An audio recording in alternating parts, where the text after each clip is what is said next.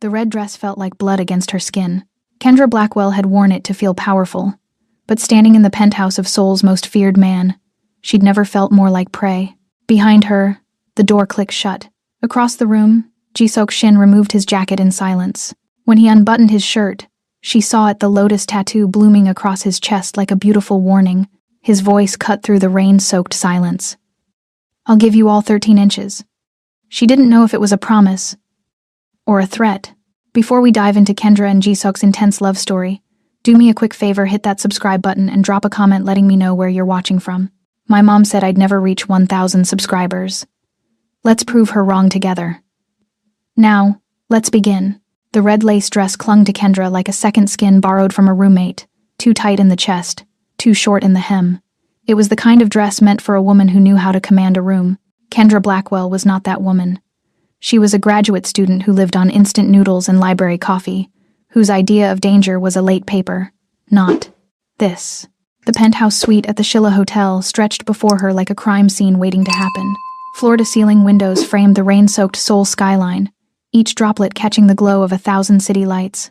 Crystal chandeliers threw fractured rainbows across marble floors so pristine she was afraid her cheap heels would leave marks. Everything here whispered, money, power, untouchable. Everything here screamed, you don't belong. But she didn't have a choice anymore. Her visa had been revoked 3 days ago. Her scholarship sponsor had pulled funding without explanation. Immigration had given her 2 weeks to leave South Korea, the country that had become more home than Jamaica ever was. Then he had appeared at the embassy, this stranger in an expensive suit, and offered her the deal that brought her here tonight. "Marry me, I'll make your problems disappear." She'd said yes because desperate people don't ask questions. Now, standing in his private sanctuary while thunder rattled the windows, she wondered if she'd just sold her soul. The door behind her clicked shut, not a slam, but a whisper of finality that made her jump. She spun around, heart hammering against her ribs like a caged bird. Ji-Seok Shin stood framed in the doorway to the master suite. He wasn't just tall. He was a force of nature compressed into human form. Even motionless, he seemed to pull all the oxygen from the room, leaving her gasping for air that suddenly felt too thin. His black suit was tailored to perfection, cut to emphasize shoulders that looked like they could carry the weight of empires. His dark hair was swept back, still damp from a shower, a few rebel strands falling across a face carved from stone and shadows. But it was his eyes that trapped her, dark, unblinking, storm-gray irises that held the weight of violence and secrets she couldn't begin to imagine. They locked onto hers with the precision of a sniper's scope, and Kendra felt the floor tilt beneath her feet. He moved toward her with the fluid grace of a predator, no wasted motion. No hurry, absolute control. Each step deliberate, each breath measured. When he stopped 3 feet away, the air between them crackled with electricity. The scent of him hit her: clean soap, sandalwood, rain, and something darker, something that whispered of smoke and danger and sleepless nights. Kendra. Her name left his lips like a verdict. His voice was low, accented with that particular soul cadence that turned every word into music. But this wasn't a song. This was a summons, a command, a claiming. She managed a shaky nod, not trusting her voice. "I am Ji-Seok Shin." He didn't extend his hand, didn't smile. His gaze simply continued its dissection of her face, her trembling hands, the rapid rise and fall of her chest. "I assume you understand what happens now." "You said." Her voice cracked. She swallowed hard and tried again. "You said you'd help me stay in Korea. That's all I know." Something flickered in those storm-gray eyes, not quite amusement, not quite approval. He reached up and began unbuttoning his suit jacket with methodical precision, shrugged it off, let it fall across the back of a leather chair. Then his fingers moved to his white dress shirt. Kendra's breath caught as he unfastened the top button, then the second, third, fourth. The fabric parted like curtains, revealing a stage. And what lay beneath stole every coherent thought from her mind. Ink, acres of it. A massive lotus mandala bloomed across his chest, intricate petals and geometric patterns spiraling outward from his sternum, flowing over sculpted muscle, wrapping around his shoulders, disappearing beneath the fabric still clinging to his arms. The tattoo was a masterpiece. Each line sharp and deliberate, each shadow placed with intention. Beautiful, terrifying, impossible to look away from. Beneath the ink, she could see scars. Old ones. Stories written in his flesh that she didn't know how to read. "Do you know why I chose you?" His voice cut through her paralysis. She shook her head, unable to form words. He took another step closer. Close enough that she had to tilt her head back to hold his gaze. close enough that she could see the faint stubble along his jaw, the small scar bisecting his left eyebrow, the way his pupils dilated as they traced the curve of her mouth. "Because at the embassy," he said quietly, "when the officials told you to leave, you looked at me. Everyone else looked away. But you—" His hand lifted, and she flinched, but he didn't touch her. His fingers hovered a breath from her cheek. "You looked me in the eyes like you saw a person, not a monster." Thunder cracked outside. Rain lashed the windows like the sky was trying to break through. "You're trembling." It wasn't a question. His eyes dropped to where her hands clutched the fabric of her dress. "Are you afraid of me?" "Yes. I don't know you." "No." He lowered his hand. "But you will. You'll know me better than any living soul before this is over." "Is that—" She forced herself to breathe. "Is that a threat?" "It's a promise." He reached into his pocket and produced a small black velvet box, flipped it open. Inside, a diamond ring caught the light and threw stars across the walls, massive, brilliant, cold. "Tomorrow, we marry. A civil ceremony. Quick, legal, binding." The word binding felt like chains. "After that," he continued, his voice dropping even lower, "you'll live under my protection, under my name, under my roof. No one will touch you. No one will harm you. No one will even think about you without my permission." Protection. It sounded like a cage. "But you need to understand something, Kendra." He stepped closer, still close enough that she could feel the heat radiating from his body, close enough that his next words brushed against her lips like a phantom kiss. "My world is not safe. It's built on blood and secrets and choices that keep me awake at night. There will be danger. There will be shadows. If you walk through that door with me." He paused, and for the first time, something raw flickered across his face. Something almost vulnerable. "You'll be the most protected woman in Seoul, but you'll also be mine." Mine. The word hung in the air between them, not a question, not a request, but an absolute truth. Her heart was a war drum. Her mind screamed run, but her feet stayed rooted to the marble floor. He lifted his hand again, and this time, his fingers made contact barely, their brush against her jawline that sent lightning racing down her spine. His skin was rough, calloused, warm. His touch was surprisingly gentle. "I need you to know," he murmured, his thumb grazing the corner of her mouth, "that once you're mine, I protect what's mine with everything I am. My life, my name, my empire." His eyes darkened to pitch black. "All of it for you." Then he leaned in until his lips were a whisper from her ear, his breath hot against her skin, and spoke 5 words that shattered her completely. "I'll give you all 13 inches." Kendra gasped a sharp, shocked intake of air. Her eyes went wide. Heat flooded her face. He pulled back just enough to watch her reaction, and the ghost of a smile touched his lips. "Not kind, not cruel, just knowing." "Don't misunderstand, Jagia," he said, the Korean endearment sounding like a dark promise. "You'll learn what it really means in time." Then he released her, stepped back, and slid the ring box into her trembling hand. His fingers lingered for just a moment, long enough for her to feel the calluses, the strength, the barely restrained power in his grip. "Think about it tonight," he said. "Tomorrow at noon, a car will come for you. If you get in, there's no going back. If you don't—" He shrugged, but his eyes betrayed him. There was something desperate hidden in those storm-gray depths. "Then I'll find another way to save you. But you'll never know what those 13 inches meant." He turned and walked toward the master suite, his tattooed chest still on display, every muscle moving with predatory grace. At the doorway, he paused and looked back over his shoulder. "Sweet dreams, Kendra Blackwell." Then he disappeared into the darkness, leaving her alone in the crystal-lit silence. Kendra stood frozen, the ring box burning in her palm like a live coal. Outside, Seoul's lights blurred through rain-streaked glass. Inside, her heart hammered a rhythm she didn't recognize, part fear, part curiosity, part something wild and reckless that she'd never felt before. 13 inches. What did it mean? A measurement of something she didn't want to imagine. A code? A test? The question consumed her, burning away the fear until all that remained was a desperate, aching need to know. She lifted the ring box and opened it.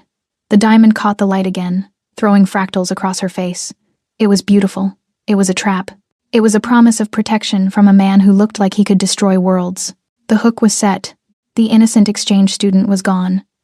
In her place stood a woman teetering on the edge of a cliff, desperate to see what lay in the shadows below.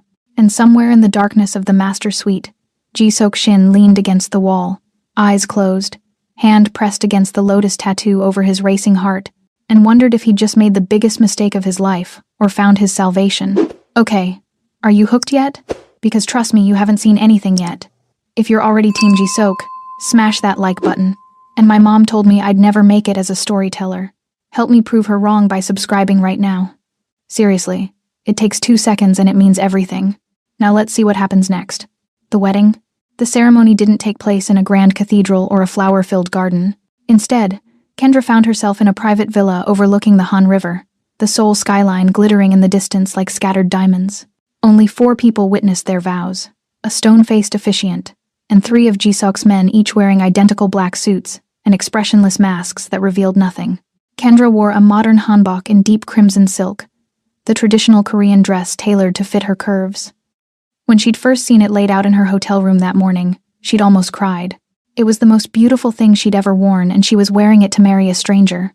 Jisok stood at the altar in a black suit that probably cost more than her entire education. His eyes never left her face as she walked toward him. No aisle, no music, just the soft whisper of silk and the hammer of her heart. When the officiant asked for their vows, Jisok's voice was steady, absolute, final. I do. Then he took her hand, that same electric touch from the penthouse, and slid a heavy gold band onto her finger. It settled against her skin like a brand, like a claim, like forever. Now you're under my protection, he whispered as the officiant pronounced them husband and wife. No one touches what's mine, the sanctuary. He didn't take her to a bustling hotel or a crowded honeymoon resort.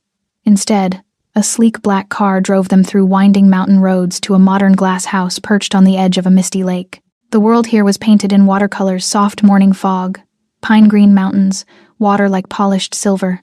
It was a sanctuary, a world away from the shadows he'd warned her about. This, Kendra understood, was a part of him he showed to no one else. For the first few days, they existed in a careful dance. Jisok was often on his phone, his voice a low, commanding murmur in rapid Korean. But the moment he found her reading on the deck, or watching the sunrise through floor-to-ceiling windows, everything about him softened. The hard lines of his face would ease. The ice in his eyes would melt. And he would sit beside her, close enough that their shoulders touched, and ask about the book she was reading or if she wanted to walk along the water's edge. He was trying, she realized. This dangerous man was trying to be gentle for her. One afternoon, she found him standing on the dock, staring out at the mountains. The sun caught the edges of his profile, strong jaw, sharp cheekbones, that small scar through his eyebrow. He looked like a warrior contemplating battle. She walked up beside him, and without a word, he took her hand. The touch was becoming familiar now, warm, steadying. Are you happy here, Kendra? His voice was quiet. She looked at him, really looked at him. At the man beneath the tattoos and the tailored suits and the empire of secrets. I don't know you enough to be happy or unhappy, she said honestly. I feel like I'm living with a beautiful stranger. He turned to face her fully, and the intensity in his eyes made her breath catch. What do you want to know? She didn't hesitate. The 13 inches. What did you mean? A slow, genuine smile transformed his face, the first real one she'd ever seen from him. It was breathtaking. I wondered when you would ask. The revelation. That evening, he led her to the rooftop terrace. Seoul's distant lights twinkled like fallen stars. The air smelled of rain and pine. He guided her to a cushioned bench and sat beside her, his hand finding hers like it belonged there. The first time I saw you, he began, his voice a low rumble in the darkness. You were at the embassy. Everyone else looked at the floor when I walked in.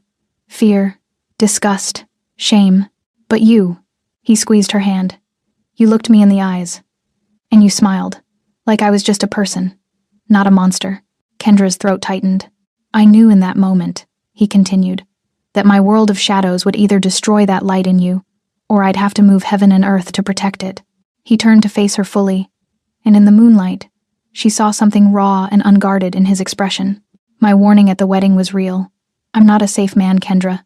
I don't know how to love softly. My world is built on blood and iron and choices that haunt me.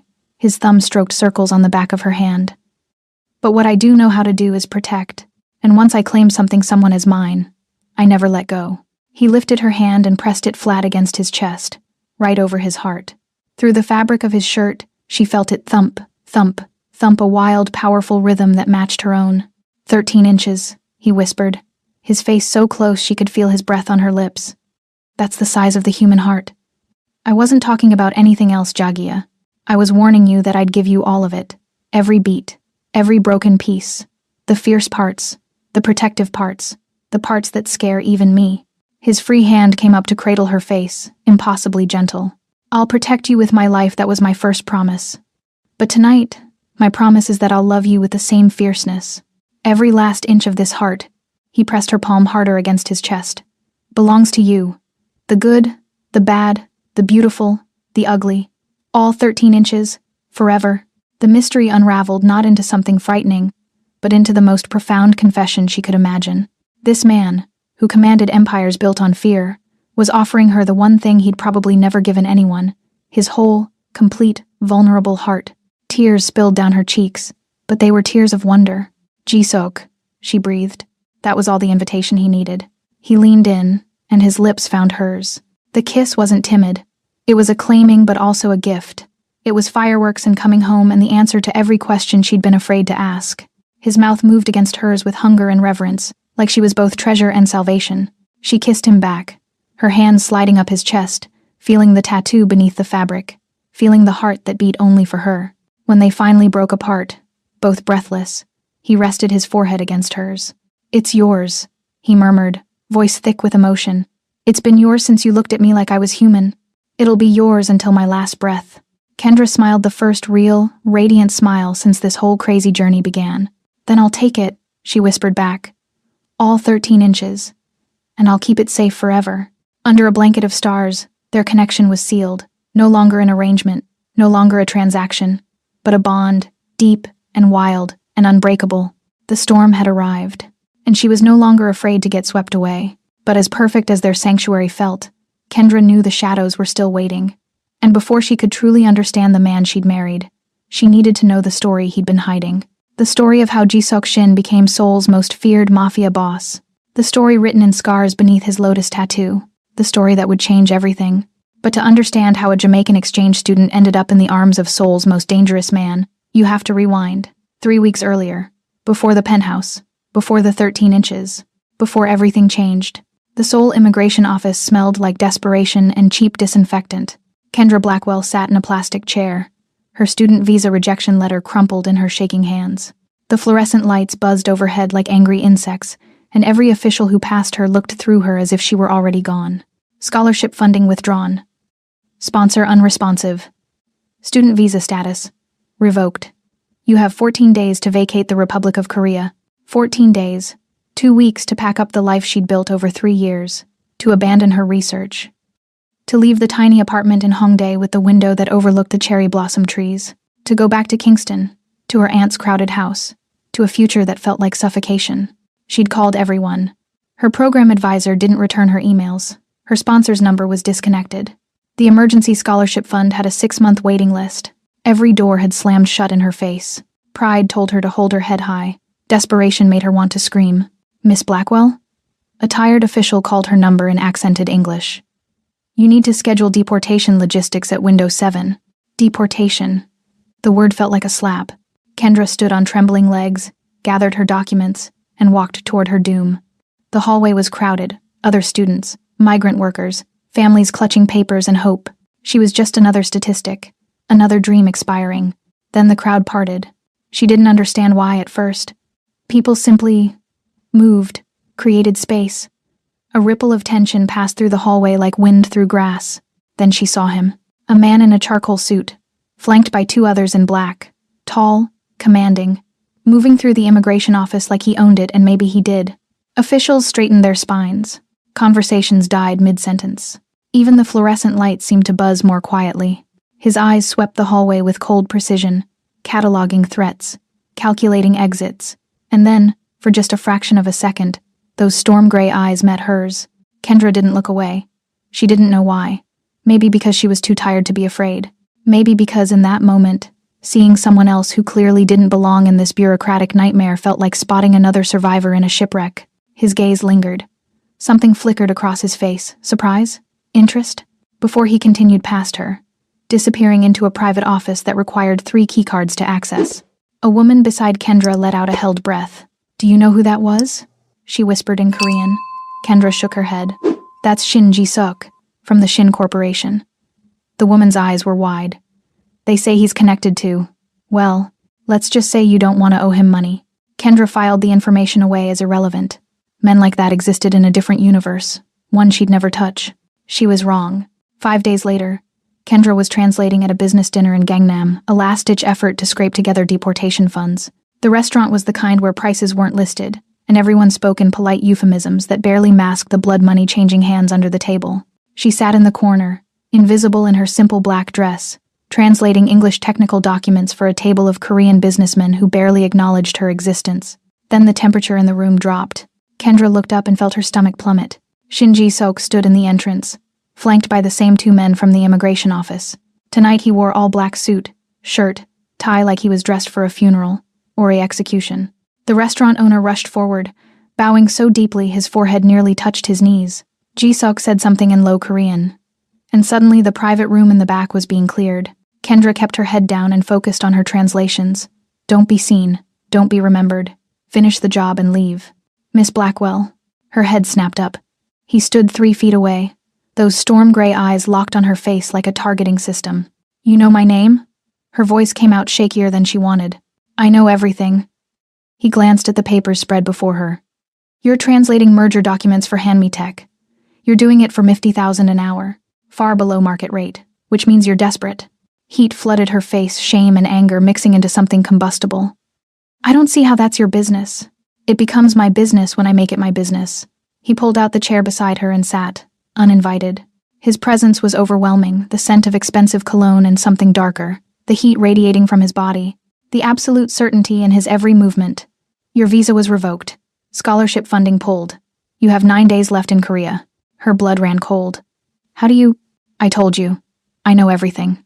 He leaned back, studying her like she was a chess piece he was considering moving. I also know you've been searching for immigration lawyers, applying for emergency visas, contacted 11 different sponsors, all denied.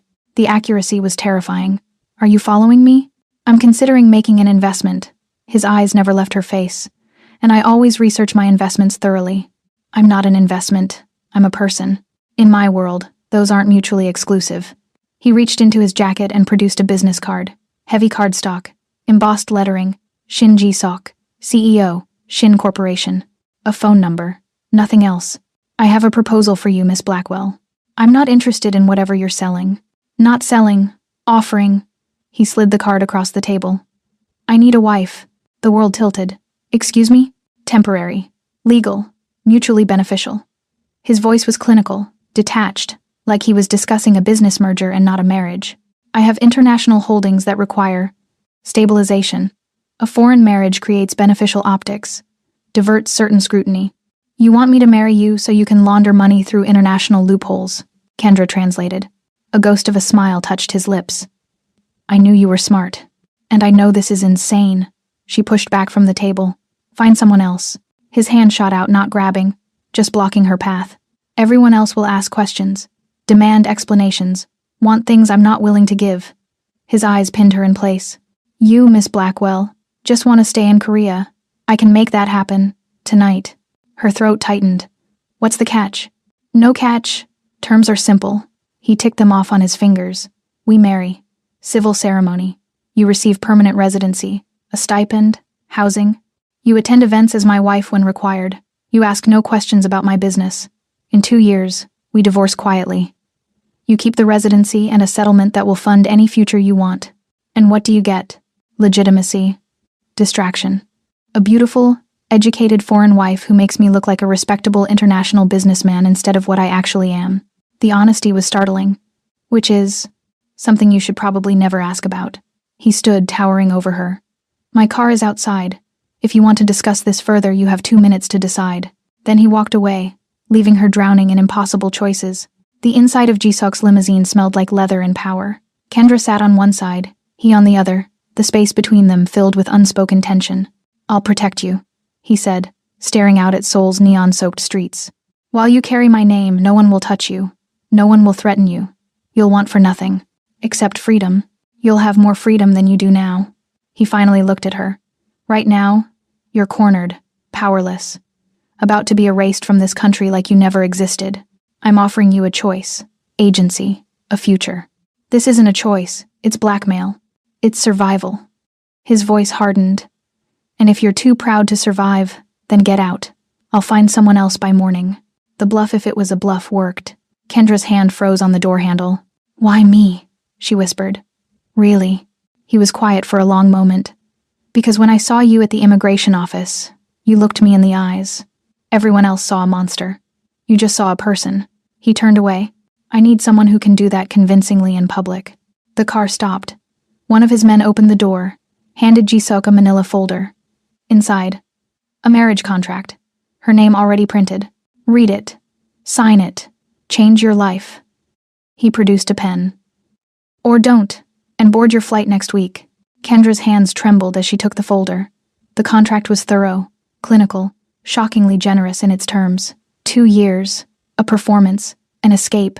She thought of her tiny apartment, her unfinished research, the cherry blossoms she wouldn't see bloom again.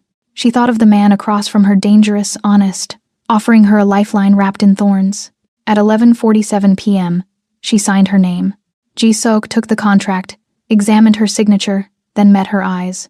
"Understand this, Kendra Blackwell, soon to be Shin. Every decision you make from now on echoes through my world. Every smile, every word, every breath, they all belong to me now. At least in public." He leaned forward until she could see the flecks of silver in his gray eyes. "Welcome to the shadows." The door opened. She stepped out into the soul night. The contract signed, her fate sealed, and no idea that the man in the limousine had just made the most dangerous decision of his life. Falling for his fake wife was never part of the plan. The villa appeared through morning mist, like something from a dream or a warning. It perched on the edge of the Han River, all clean lines and glass walls reflecting water and sky. Traditional Korean architecture merged with modern minimalism. Curved tile roofs met floor-to-ceiling windows. Stone pathways wound through carefully manicured gardens where cherry blossoms were just beginning to bloom. Beautiful, isolated, the kind of place where secrets could be kept forever. Kendra stood in the bridal suite, staring at her reflection in a full-length mirror, and barely recognized herself. The dress was a masterpiece, a modern hanbok in crimson silk that clung to her curves before flowing into a dramatic train. The bodice was traditional jeogori lace, hand-embroidered with gold thread that caught the light like captured fire. But the color, red. In Korean weddings, brides wore white or pastel. Red was reserved for celebrations, for passion, for blood. "It suits you," a voice said from the doorway. Kendra turned to find an elderly woman, the villa's housekeeper. She'd been told holding a small lacquered box. "Shin Sa-jung-nim chose it himself," the woman continued in careful English.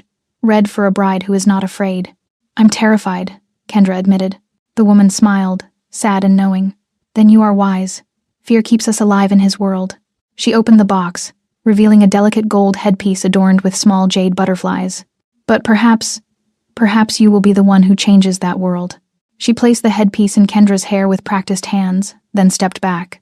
"You look like a queen, or a sacrifice. In his world they are often the same thing." Then she left, and Kendra was alone with her reflection and the weight of what came next. The ceremony took place in the villa's central courtyard, open to the sky. No flowers, no music, no guests beyond 3 men in identical black suits who stood like stone sentinels at the garden's edge. Jisuk's lieutenants, she'd learned their names but not their stories. Park, Kim, Lee. Each one looked capable of terrible violence performed with surgical precision. An officiant waited beneath a wooden pavilion draped in white silk.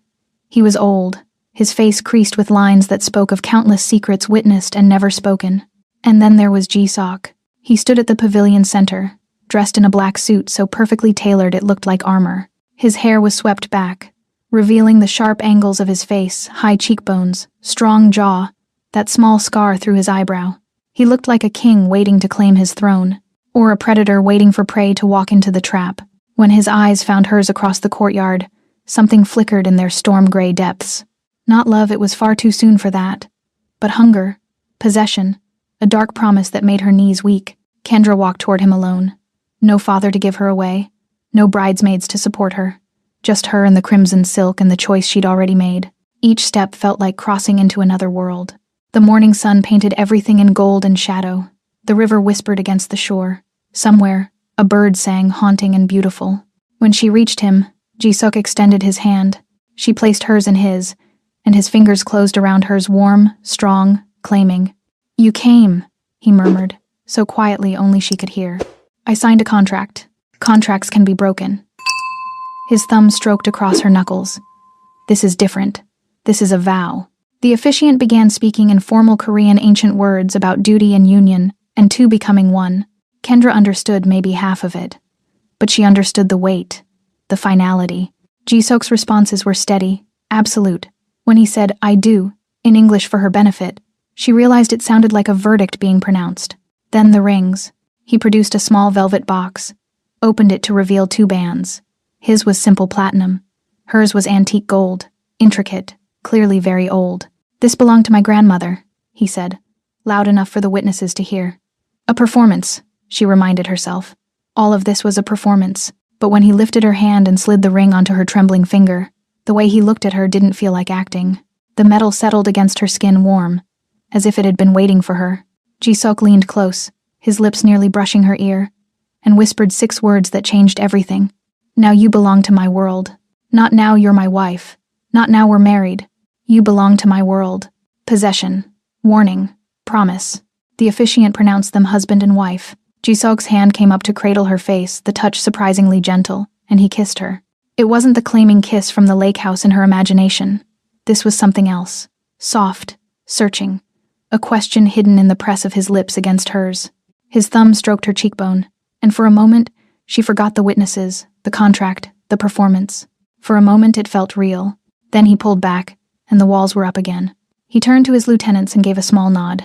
They bowed in unison, a gesture of respect that felt more like soldiers acknowledging their general's new weapon. The ceremony was over. She was Mrs. Shin. That night, Kendra stood in the master bedroom, still wearing the crimson dress, and waited. The room was stunning traditional Korean architecture with modern luxury. A low platform bed dressed in white silk, paper screen walls that glowed softly from hidden lights, glass doors opening onto a private terrace overlooking the river. She'd prepared herself for this. The wedding night, the expectations, the man who'd made it clear she belonged to him now. The door opened. Jisok entered, already removing his jacket. Kendra's heart hammered. She clasped her hands together to stop them from shaking. He saw her fear. Something in his expression softened. "Sit," he said, gesturing to the low table near the window. "I thought—" "Sit, Kendra." She obeyed, lowering herself onto a silk cushion. He disappeared into the adjacent room and returned moments later carrying a tea service, a traditional Korean set, the pot still steaming. He sat across from her and poured with practiced precision. The scent of jasmine filled the air. "Drink," he said, sliding a cup toward her. She took it with trembling hands, confused. "I don't understand. I know what you expected." He poured his own cup but didn't drink. His eyes met hers across the table. "But I'm not going to touch you tonight, or any night until you want me to." The relief was so intense she nearly dropped the cup. "The contract says you'll be my wife in public. It says nothing about private." He leaned back, studying her. "I need you beside me at events. I need you to smile and play the role of the devoted wife. That's the transaction. What happens here?" He gestured to the space between them. "That's not something I'll take. It's something you'll give. When you're ready." "Why?" The question escaped before she could stop it. "Why be kind?" His laugh was bitter. "Don't mistake this for kindness. It's selfishness."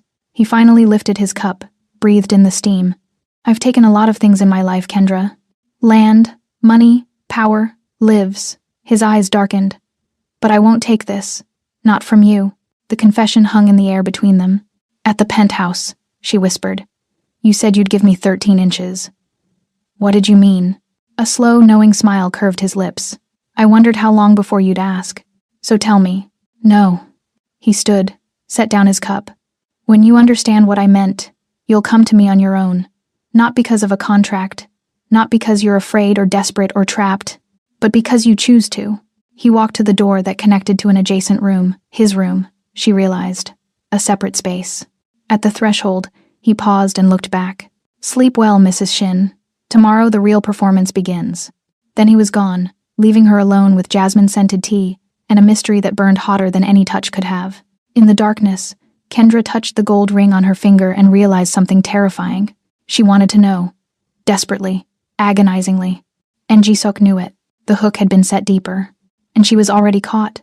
The penthouse occupied the top 3 floors of a skyscraper in Gangnam Seoul's beating heart of wealth and power. Kendra had thought the lake house was luxury. This was something else entirely. Floor-to-ceiling windows offered a 360-degree view of the city sprawling below like a circuit board of neon and ambition. Everything inside was sharp edges and clean lines, black marble, chrome fixtures, furniture that looked like modern art. Even the air felt expensive, filtered, temperature-controlled, sterile, beautiful, cold, like living inside a diamond. Their third day there, Kendra woke at 3 a.m. to find Ji-suk's side of the bed empty. She found him on the terrace, phone pressed to his ear, speaking rapid Korean in a voice she'd never heard him use, cold, commanding, lethal. Geu sekireul chajabwa. Naelachim gaji. Anim da jugul jeosida. She didn't understand all the words, but she caught enough. Find him. By tomorrow morning. Or everyone dies. He turned and saw her watching. His expression didn't change, didn't soften like it had at the lake house.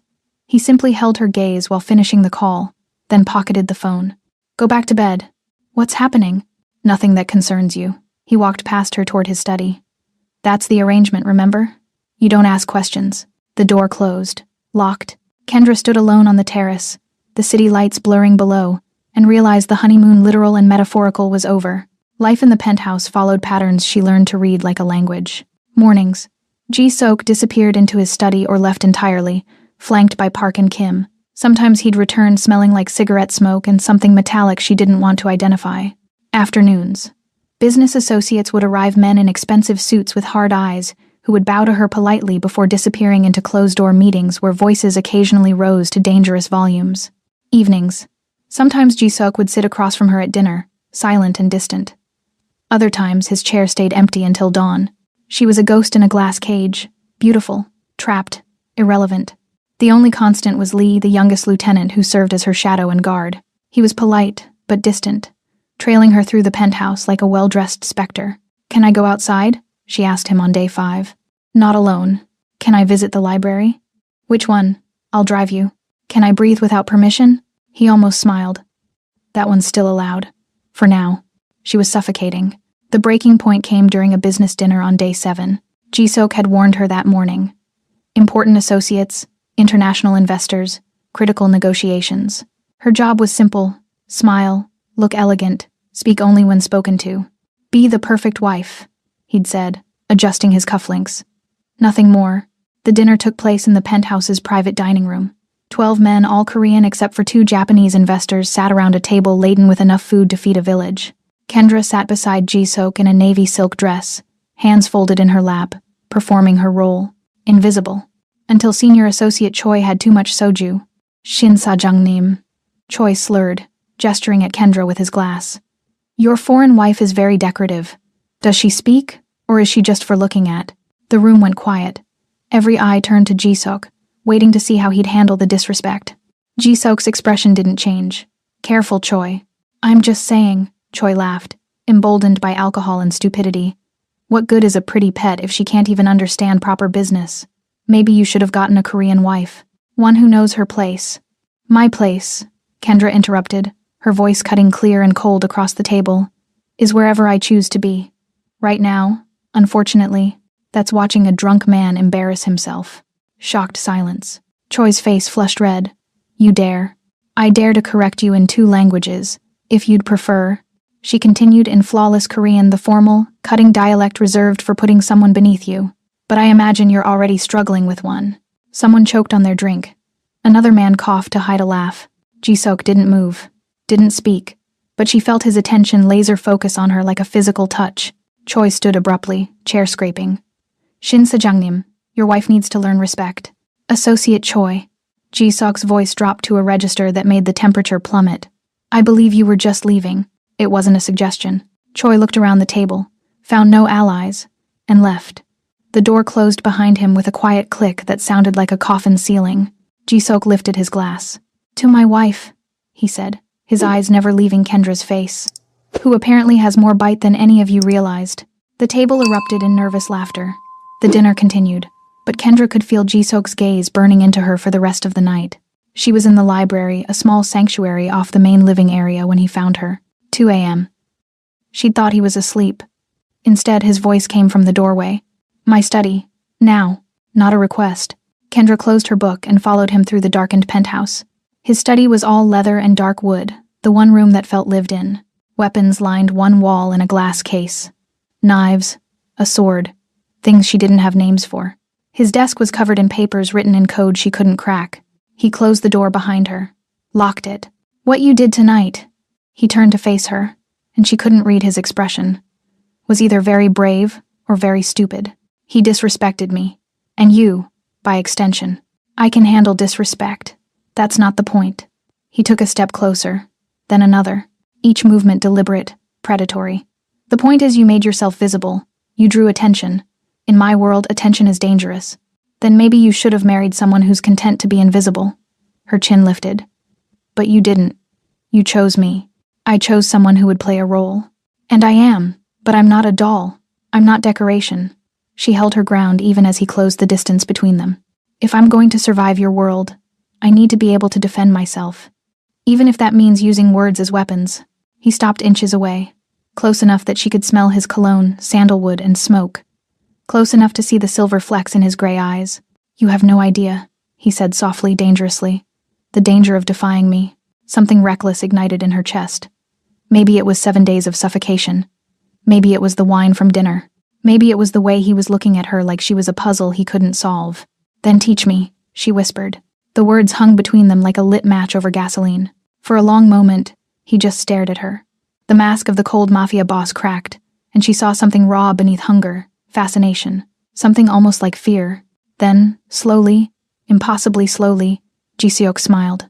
Not the polite smile he used in public. Not the ghost of amusement from the lake house. This was real, dangerous and delighted and devastating. "You're not afraid of me," he said, wonder coloring his voice. "I'm terrified of you," she admitted, "but I'm more afraid of disappearing." His hand came up, fingers tracing her jawline with devastating gentleness. The touch sent electricity racing down her spine. "Everyone in my life either fears me or uses me," he murmured. "But you look at me like I'm human. Even when you're angry, even when you should run. Where would I run to?" "Exactly." His thumb brushed across her bottom lip. "You're trapped in my world. And tonight, you decided to stop being prey. Is that a problem?" His smile widened, sharp and beautiful.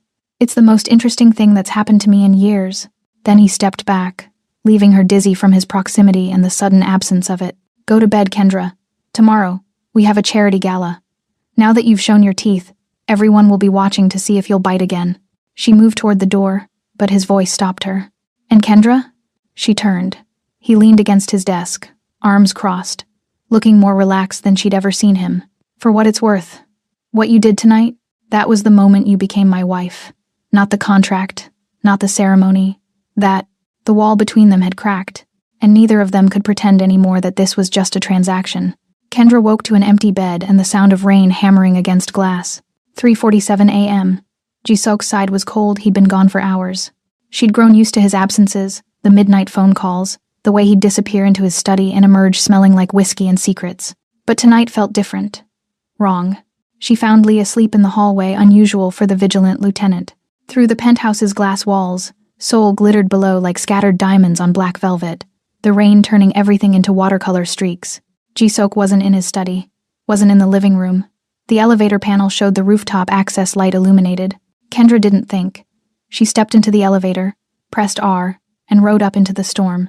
The rooftop was a private garden, manicured trees and massive planters, stone pathways, a reflection pool that rippled under the downpour. No shelter, just open sky and rain and the city lights bleeding into the darkness.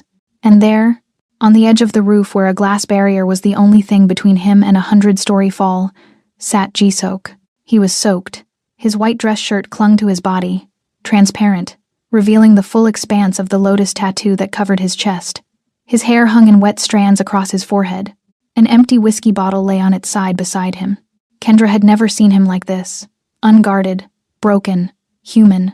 "You shouldn't be here," he said without turning around. His words slurred, slightly drunk, she realized. She'd never seen him drunk. "Neither should you." She walked toward him, rain immediately soaking through her thin nightgown. "It's 3 a.m. and you're sitting in a storm. Fitting weather." He finally looked at her, and what she saw in his eyes made her breath catch. Pain, raw and endless. "Go back inside, Kendra." "Not without you." He laughed, bitter, broken. "Always so stubborn. Don't you know by now? People who stay close to me don't survive." She sat beside him on the cold stone, the rain plastering her hair to her face. "What happened?" "Today's date." He stared out at the city. 3 years ago. The day I killed the only woman I ever loved. The confession hung in the rain-soaked air. You didn't. I did. His voice cracked. Her name was Min-so. We grew up together. She knew what I was, what I'd become, and she loved me anyway. Stupid, beautiful Min-seo who thought she could save me from myself. He reached for the empty bottle, realized it was empty, let it roll away. I was meeting with a rival group. Negotiations that went bad. She wasn't supposed to be there, I'd told her to stay home. But she followed me because she was worried. His hand pressed against his chest, fingers digging into the soaked fabric. When the shooting started, she threw herself in front of me. Kendra's throat tightened. The bullet was meant for my heart. His voice dropped to a whisper. Sniper. Perfect shot. Would have killed me instantly. But Min-so. He squeezed his eyes shut. I held her while she died. Told her I loved her. Promised I'd follow her. But I didn't. I'm still here. And she's been gone for 3 years. The rain fell harder, as if the sky itself was weeping. After she died, I got this. He unbuttoned his shirt with shaking hands. Let it fall open.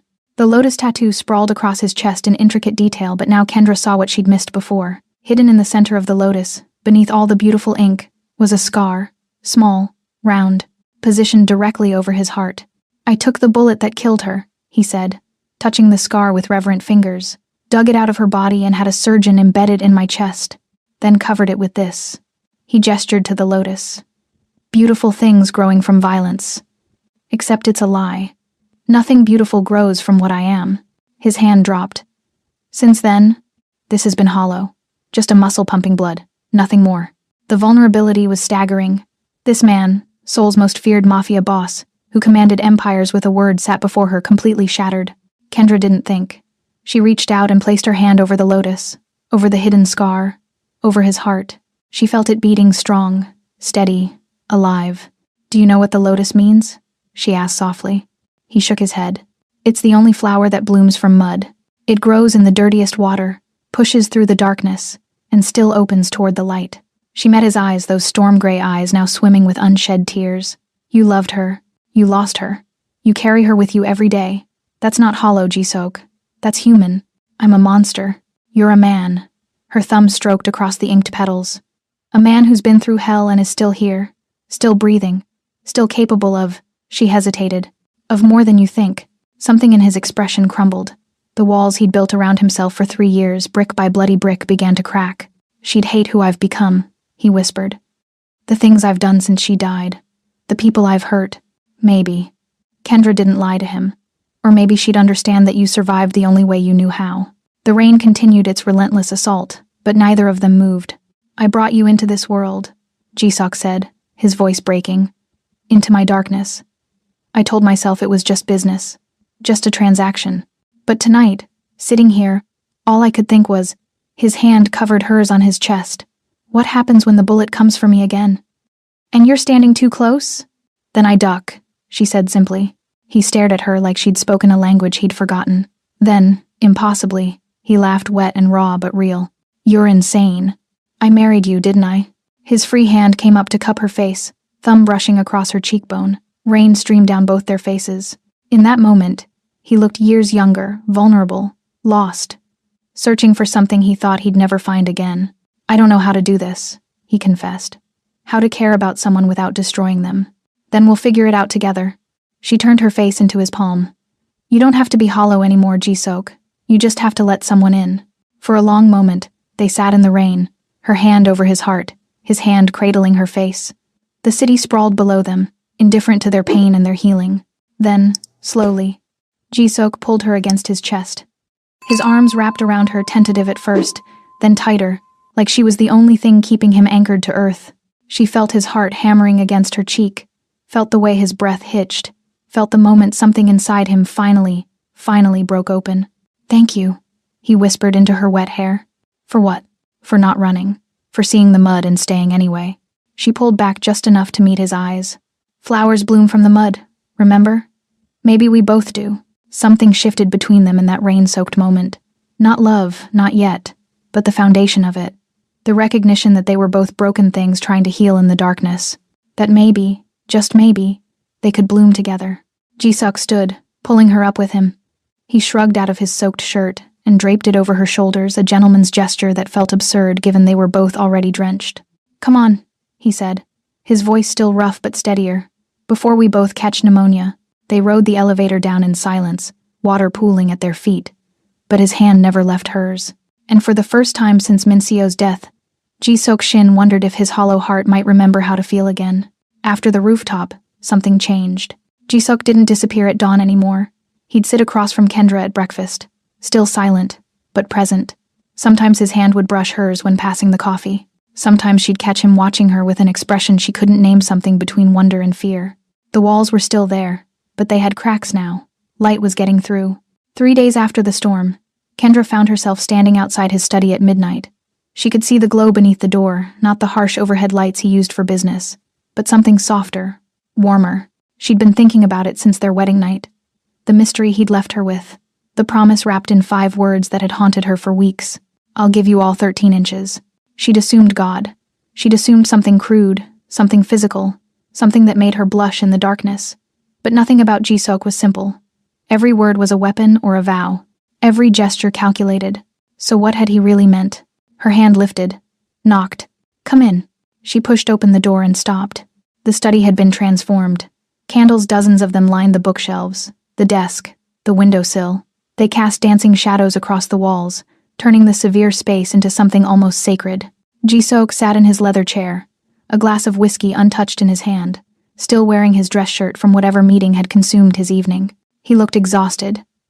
Beautiful. Dangerous. Can't sleep? He asked. Can you? A ghost of a smile. Not for years. Kendra closed the door behind her and stepped into the candle-lit space. She wore simple silk pajamas, nothing seductive, nothing planned. This wasn't about performance. This was about truth. I need to know, she said. He set down his glass. Know what? That night, our wedding. You said... She forced herself to hold his gaze. You said you'd give me all 13 inches. What did you mean? The question hung in the air between them, heavy with weeks of wondering. Ji-Sok stood slowly, like a predator deciding whether to pounce or retreat. He moved around the desk until only a few feet separated them. The candlelight caught the sharp planes of his face, turning him into something from a Renaissance painting, all shadows and gold. I wondered, he said quietly. How long before you'd ask? I'm asking now. Why tonight? Because... She struggled for words. Because after the rooftop, after you told me about Minseo, I realized I don't actually know you at all. Just pieces, fragments. And that one phrase has been burning in my mind for weeks. He studied her face like he was memorizing it. What did you think I meant? Heat flooded her cheeks. I assumed it was something physical. Something sexual. Not a question. His expression didn't change. And that terrified you. Yes, but you married me anyway. I didn't have a choice. You always had a choice, Kendra. He took a step closer. You could have run, taken your chances with deportation, started over somewhere else. But you didn't. Because I was desperate.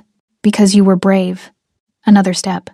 And because some part of you wanted to know the answer to this question. Wanted to solve the mystery I left you with. He was right. God help her, he was right. So tell me, she whispered. What did you mean? Ji-Sok reached out and took her hand, that electric touch she'd come to recognize, to crave. His fingers, rough and warm, laced through hers. Come here. He guided her closer until they stood inches apart. With his free hand, he began unbuttoning his shirt slowly, deliberately, eyes never leaving hers. The fabric parted, revealing the lotus tattoo in all its intricate glory, the petals seeming to move in the candlelight. Then he placed her palm flat against his chest, directly over the hidden scar, over his heart. She felt it immediately, the strong, steady rhythm. Thump, thump, thump, thump, thump, thump. Do you feel that? His voice was barely above a whisper. Yes, the human heart, he said, covering her hand with his own, pressing it harder against his chest. Measures 13 inches when it beats. From the first chamber to the last, from the point where blood enters to where it's sent back out into the world. His eyes, those storm-gray eyes, held hers with devastating intensity. 13 inches of muscle and tissue, and everything that keeps us alive. Understanding crashed over her like a wave. That night, he continued, his voice rough with emotion. I wasn't talking about anything else. I was warning you, promising you, that I would give you all of it. Every inch, every beat, every broken, hollow, damaged part of this. He pressed their joined hands harder against his chest. Would belong to you. Tears burned behind Kendra's eyes. "The good parts," he whispered. "The parts that want to protect you, provide for you, keep you safe. The bad parts, the jealousy, the possessiveness, the violence I'm capable of, the dark parts I showed you on that rooftop, the parts still mourning someone I lost. All of it, Kendra. All 13 inches of my heart. That's what I was offering you." A tear escaped, sliding down her cheek. "Why?" "Because from the moment you looked at me at that immigration office, really looked at me, like I was a person and not a monster, something in here," he pressed her palm impossibly closer, "woke up. I thought it died with Mincio. Thought I'd buried it 3 years ago. But then you walked into my world, and suddenly this hollow thing started beating again." His free hand came up to cradle her face, thumb brushing away her tear. "I'm not good with words. I'm good with threats and violence and control. So I gave you a riddle instead. A mystery. Something that would make you curious enough to stay. To wonder. To eventually ask. And now I'm asking," she breathed. "Now you know." His forehead lowered until it rested against hers. She could feel his breath on her lips, warm and whiskey sweet. Could feel his heart hammering beneath her palm faster now. Wild. Alive. "Every beat from this moment forward, it's yours. When you're scared, it beats for you. When you're strong, it beats for you. When you stand up to drunk associates or sit with me in the rain or look at me like you're doing right now," his voice cracked, "it beats for you." The space between them was charged. Electric. Impossible. Ji-Sok. "But I won't take anything from you," he whispered against her lips. So close but not touching. "Not a kiss. Not a touch. Not anything more. That's not how this works. I gave you my heart. What you do with it, that's your choice. When you're ready, if you're ever ready, you come to me. You choose me. Not because of a contract or fear or desperation, but because you want every broken inch of what I'm offering." He pulled back just enough to meet her eyes. The vulnerability there was staggering, this powerful, dangerous man offering her complete control. "When you're ready," he said, voice steady despite the storm in his eyes. "It's yours. Until then, I'll wait, however long it takes." He released her hand, stepped back, and the loss of his touch felt like winter. Kendra stood there, palm still tingling from the feel of his heartbeat, mind reeling from the revelation. 13 inches. Not a crude promise, a sacred one. The gift of his entire heart broken, beating, and wholly, completely hers. "Get some sleep," Ji-Sok said, his mask sliding back into place, but the crack still visible. "Tomorrow we have that charity gala." But neither of them moved. They stood in the candlelit study, the truth finally spoken, the mystery solved, and something new and terrifying blooming between them. Not love, not yet, but the promise of it, the possibility. And for the first time since signing that contract, Kendra realized she wasn't just trapped in his world. She was choosing to stay. Jeju Island was supposed to be safe. The villa perched on black volcanic cliffs overlooking the East China Sea, isolated and serene. White walls, traditional stone architecture, gardens filled with camellias and wind-bent pines. Ji-Sok had brought her here for what he called a honeymoon, though they both knew it was more about keeping her away from Seoul while he dealt with territorial disputes that had turned bloody. "Just 3 days," he'd said, his hand resting on the small of her back as they'd arrived. "Then we go home." That was 2 nights ago. Since then, they'd existed in a strange liminal space, not quite lovers, not quite strangers. He'd shown her the island's waterfalls and lava tubes. They'd eaten fresh seafood in silence on the terrace while the ocean roared below. At night, he'd retreat to his room, but not before his fingers would graze hers in a touch that felt like a question neither was ready to answer. The revelation about the 13 inches hung between them like a drawn breath, acknowledged but not yet released. Kendra had almost worked up the courage to knock on his door tonight, almost decided she was ready to give him her answer. Almost. Then the first window exploded. Glass shattered inward in a glittering cascade. Kendra jerked awake as gunfire erupted, sharp cracks that split the night. Shouts in Korean, running footsteps. Her door burst open. Ji-Sok stood framed in the doorway, gun in hand, wearing only dark pants. The lotus tattoo on his bare chest seemed to writhe in the shadows. "Get down!" he barked. She rolled off the bed as bullets punched through the walls. Plaster dust filled the air. The acrid smell of gunpowder burned her throat. Ji-Sok moved to the window, returned fire with cold precision. 2 shots. Someone outside screamed. He ejected the magazine, slammed in a new one, movement so practiced they looked like a dance. "How many?" That was Park's voice from the hallway. "At least 8. They came from the water." Ji-Sok's voice was ice. "Lee?" Securing the south entrance. Lee's response cut off with a grunt and the sound of breaking furniture. Fuck. Jisuk turned to Kendra. Bathroom. Bathtub. Get in it and don't move. What's happening? Rival syndicate. They tracked us here. He grabbed her arm, pulled her toward the bathroom. This is the part where you do exactly what I say. Understand? She nodded, throat tight with terror. He pushed her into the marble bathroom, positioned her in the cast iron tub. Stay down, no matter what you hear. Then he was gone, and she was alone with the sound of war erupting around her. Gunfire, shouting, the crash of breaking glass. Kendra pressed herself against the cold tub, hands over her ears, and tried not to imagine Jisuk bleeding out in the villa's elegant hallway. Minutes stretched, or hours. Time became meaningless, then silence. Worse than the noise. Silence meant it was over, but she didn't know who'd won. Footsteps approached the bathroom. Slow, deliberate. Mrs. Shin? A voice she didn't recognize. Korean accent, amused. I know you're in there. Not Jisuk, not Park or Lee. The door opened. A man stepped through, late 30s, expensive suit now torn and bloodstained, a knife glinting in his hand. There you are, he smiled. The foreign bride. Do you know what you're worth? What Shin Jisuk would give to get you back?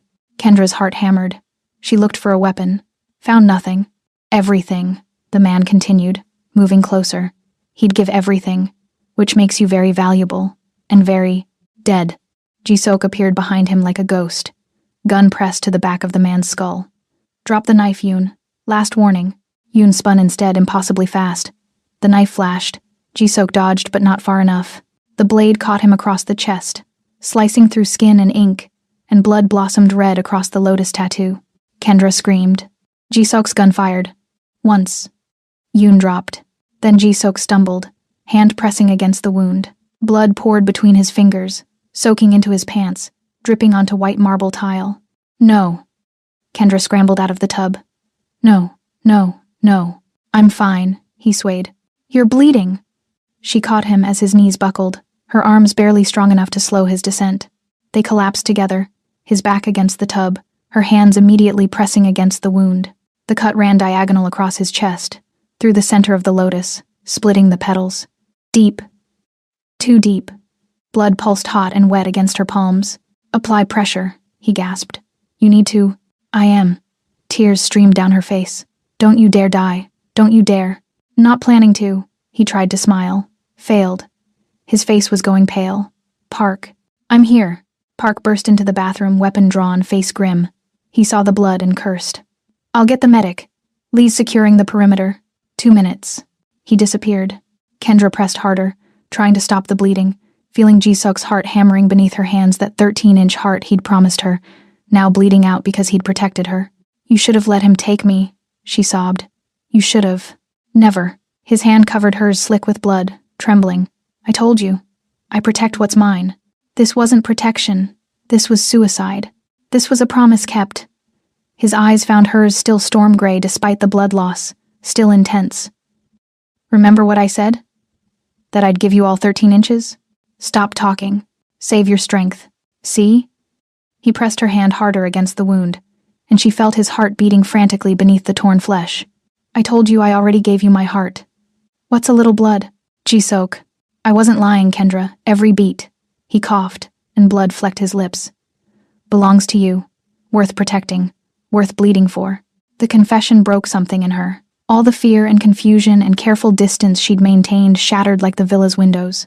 This man, this dangerous, broken, impossible man, had just taken a knife for her, had protected her without hesitation, had bled across the heart he'd promised her. Don't you dare leave me, she whispered fiercely.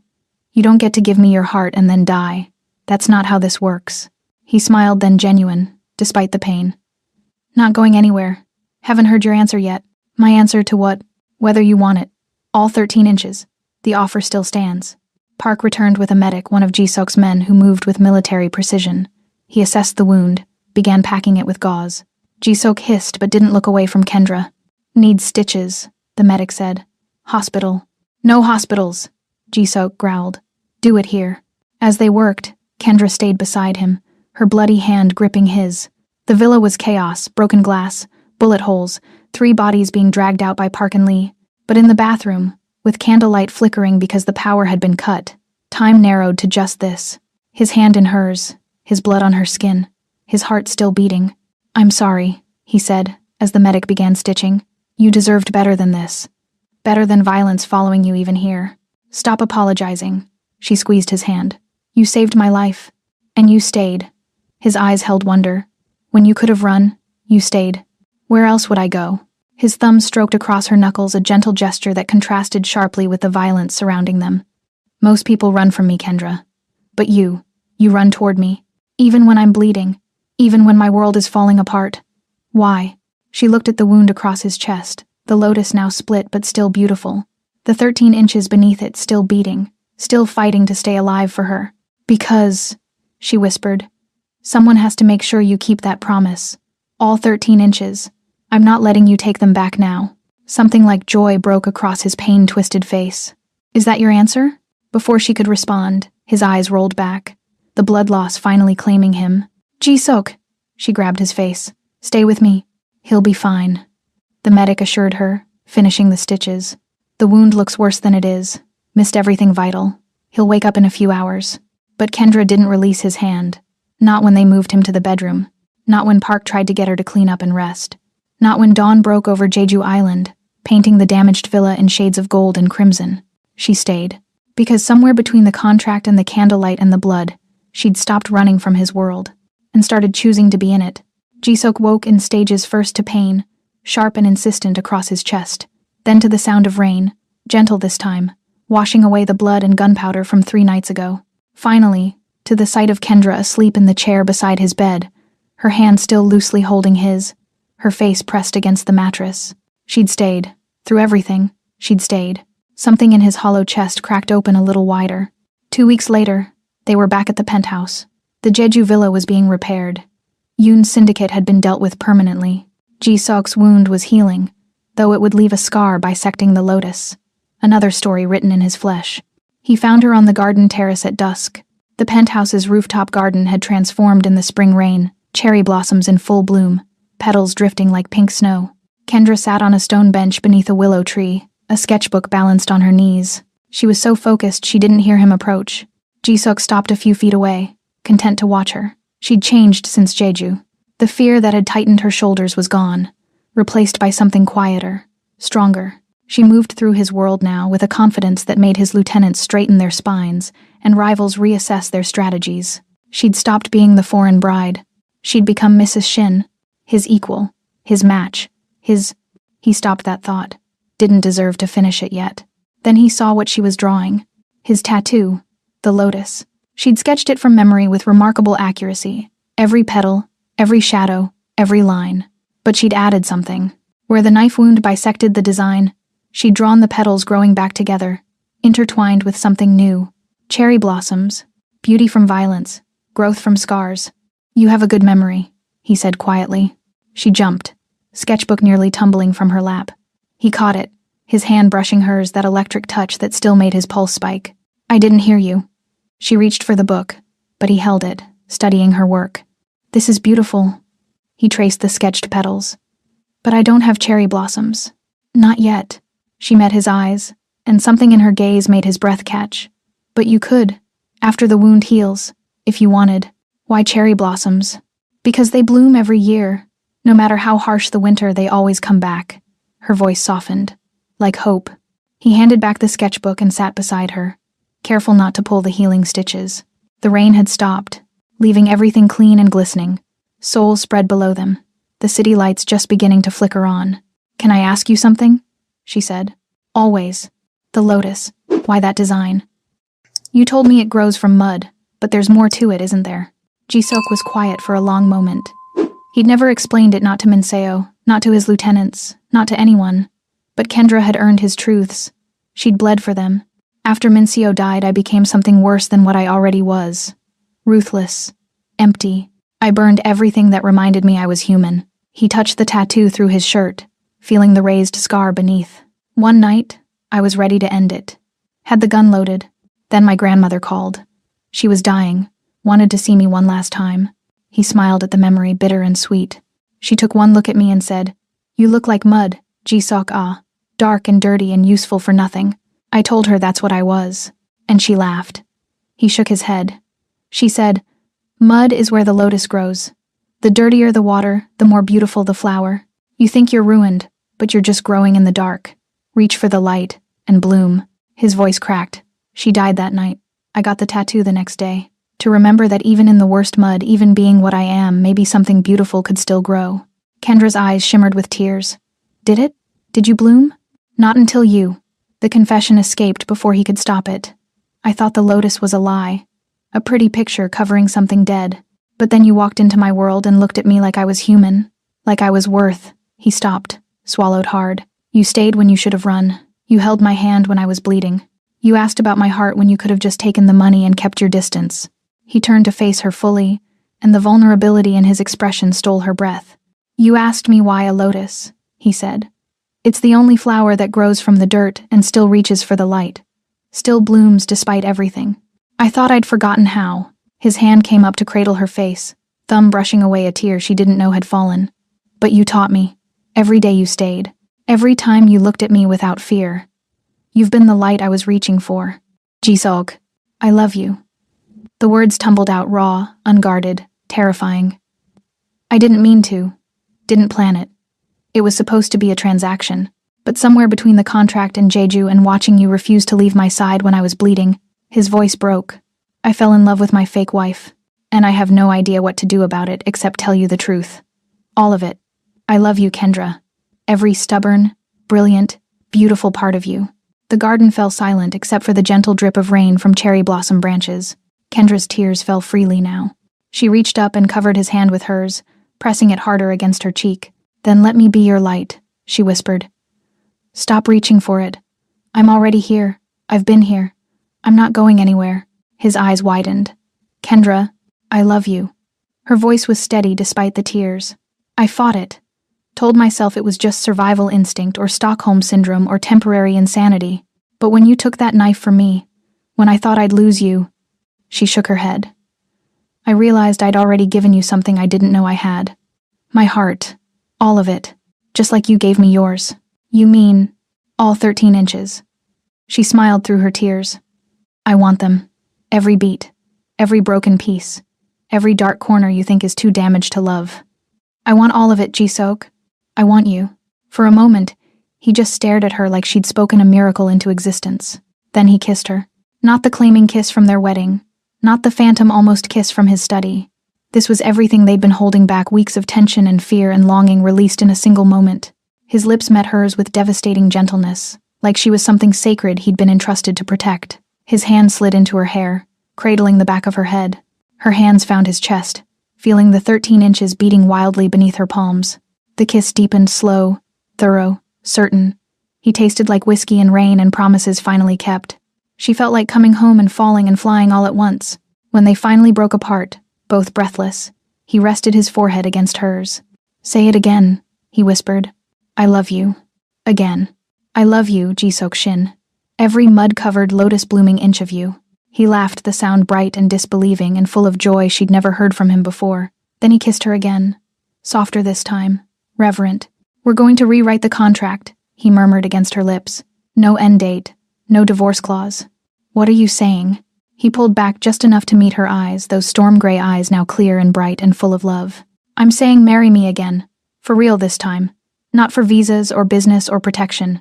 Marry me because you love me. Because I love you. Because we're both broken things that somehow bloom together." Kendra smiled, radiant and certain. Yes.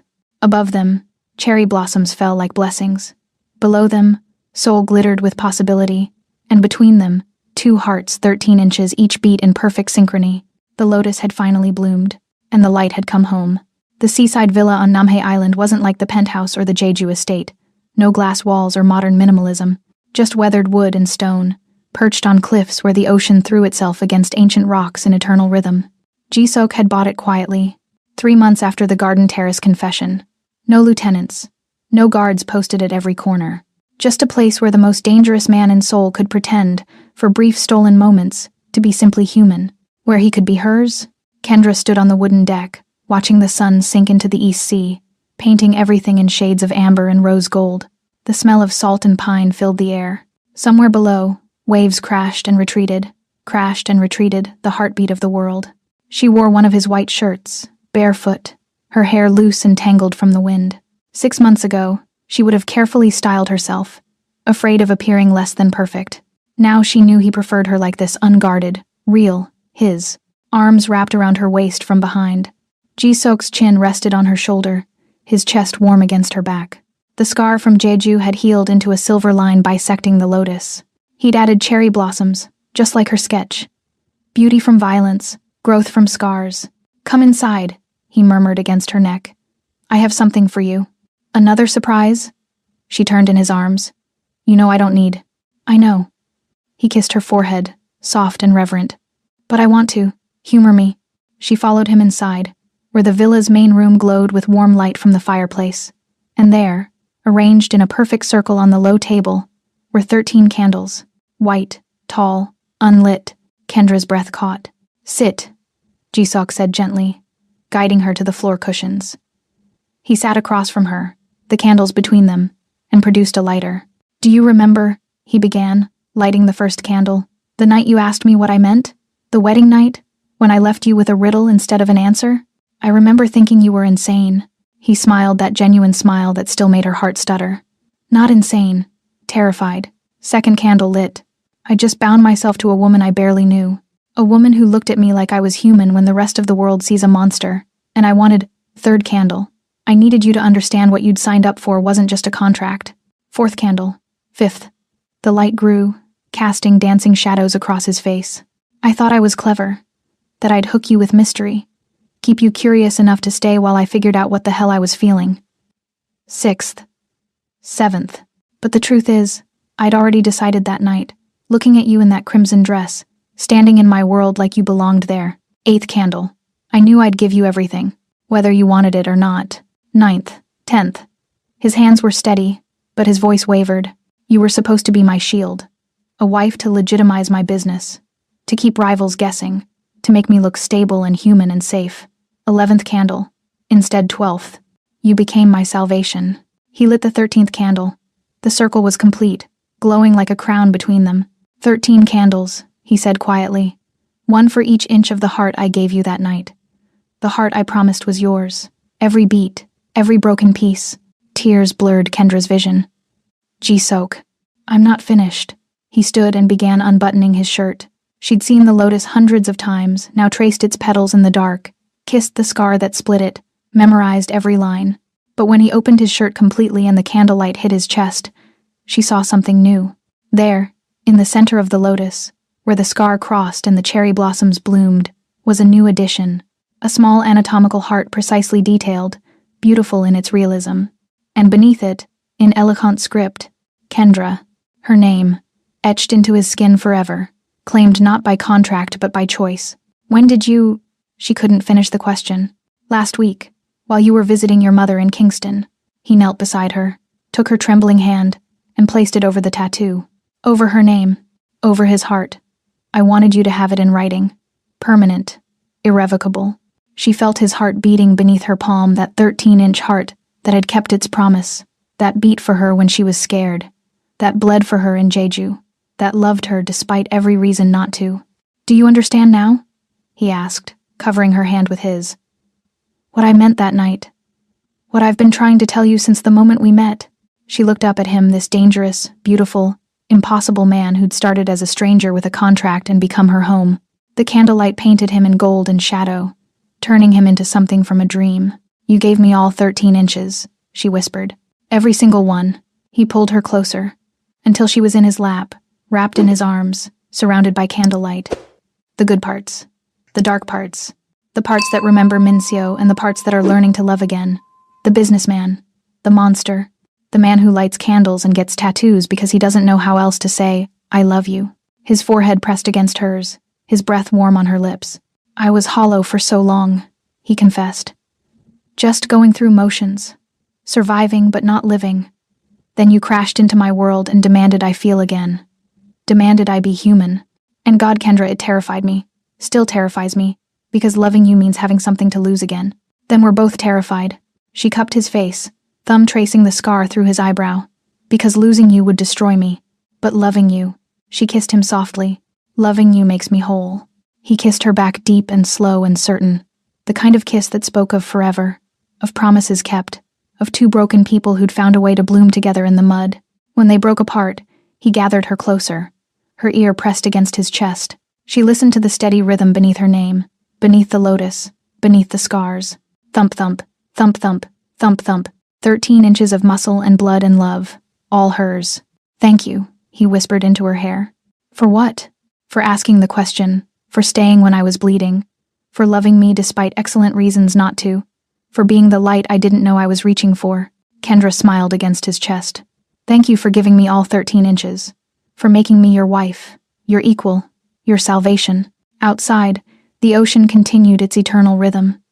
The sun had fully set, leaving only stars and candlelight and the two of them wrapped in each other. From contract to devotion, from strangers to soulmates, from hollow to whole, the lotus had bloomed, the light had stayed, and the heart that had once been empty now beat with fierce, eternal love. Stay with me, Jisok whispered, though it wasn't really a question anymore. Always, Kendra answered, and meant it with every fiber of her being. 13 candles burned between them, a crown of light, a promise fulfilled, a love story written in fire and ink, and the steady beating of two hearts that had found their home in each other. And somewhere in the darkness, where the ocean met the sky, the world kept turning. But here in this villa, in this moment, in this embrace, time stood still. Perfect, complete, eternal. And that, my friends, is how a fake marriage became forever. If Kendra and Jisok's story wrecked you emotionally, you're not alone. Drop a comment telling me your favorite part. My best friend said this story wouldn't get 500 likes. Let's prove her absolutely wrong. Smash that like button, subscribe if you haven't already. And here's the best part, I've got another story queued up that's just as intense. Click the video on your screen right now to keep the romance going. Trust me, you don't want to miss it. See you in the next one.